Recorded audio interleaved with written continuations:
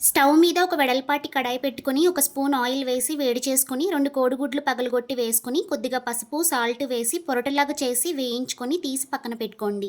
అదే కడాయిలోకి మరొక 2 స్పూన్ల ఆయిల్ వేసి ఇలా కట్ చేసి పెట్టుకున్న కూరగాయలని ఒకదాని తర్వాత ఒకటి వేసి హై ఫ్లేమ్లో వేయించుకోవాలి.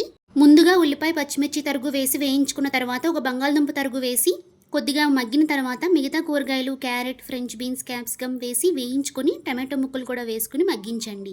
ఆ తర్వాత రుచికి తగినంత ఉప్పు, పసుపు వేసి కలుపుకొని 3/4 స్పూన్ అల్లం వెల్లుల్లి పేస్ట్ వేసి పచ్చివాసన రాకుండా వేయించుకున్న తర్వాత 2 స్పూన్ల ఆవకాయ నూనె వేసి కలుపుకోండి. ఆవకాయ నూనె వేస్తే నూడిల్స్కి స్పెషల్ టేస్ట్ వస్తుంది.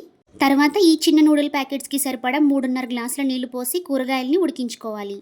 ఎసరు మరుగుతున్నప్పుడు 2 మ్యాగీ మసాలా శాచెస్ని వేసుకుని ఉండలు ఫామ్ అవ్వకుండా కలుపుకొని నూడిల్స్ని వేసి ఒక 2 మినిట్స్ కలపకుండా వదిలేసి ఇలా సెపరేట్ అవుతున్నప్పుడు గరిటతో కలుపుకొని దగ్గర పడుతున్నప్పుడు ముందుగా వేయించుకున్న స్క్రాంబుల్డ్ ఎగ్స్ని వేసి ఈ కన్సిస్టెన్సీ వచ్చాక సర్వ్ చేసుకోండి.